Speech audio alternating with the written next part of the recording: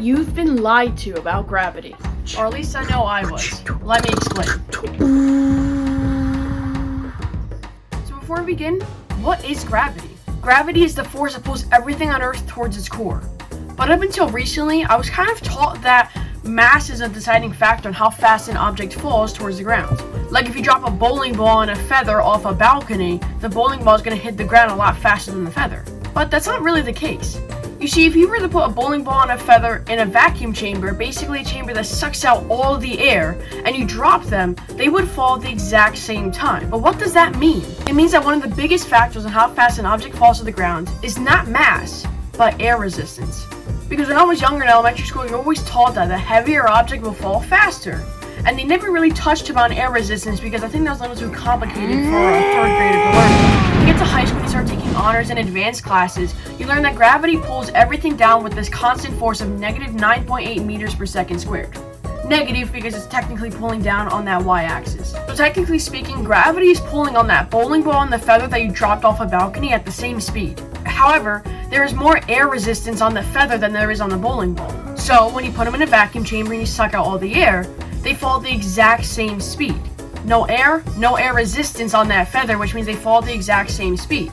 This proving that common myth that I've believed since I was a little kid that mass is the deciding factor. Still not convinced? Well, I have an experiment for you that you can do at home with your students in a classroom or literally anywhere. And all you're gonna need, 2 pieces of identical paper. Now you're gonna take one of those pieces of paper and you're gonna leave it exactly as it is. Then you're gonna take the second piece and you're gonna crumble it into a tight ball. These objects have the same exact mass, but one has more surface area for the air to push up on, and one doesn't. Now, let the experiment begin. Now we're going to take our 2 pieces of paper, one crumbled into a tight ball, one not, and drop it from the same height, and watch what happens. As you can see, when the 2 pieces of paper were dropped from the same height with the same mass, the crumpled up ball fell way faster than the normal piece of paper. Now that's because the crumpled up ball has less surface area for that air to push up on, while that flat piece of paper has a lot of surface area for that air to push up on. That simple experiment just demonstrated how gravity unleashes the same force on every object. Now in case you're still skeptical about the idea that gravity unleashes the same force on every object, I have another video to show you. And when I saw this in class one day, my mind was actually blown because I couldn't believe that would actually happen. Now let's take a look. What you got there? This is a good one.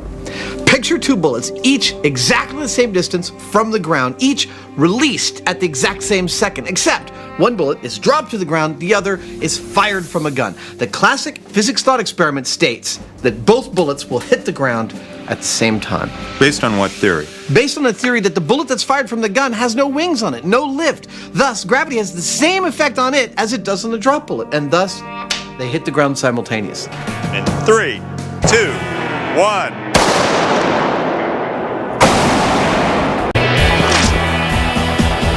But from 360 feet away, the boys can't see exactly where the fired bullet landed. Let's go see where it hit. Adam analyzes the high speed and crunches the numbers.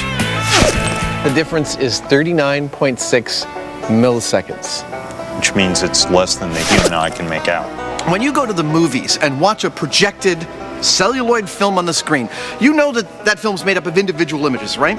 What you might not have known is that it takes 24 of those per second to make up the film that you're watching. So each one is on screen for exactly 1/24 of a second, but you don't notice that because it's faster than your eye can register.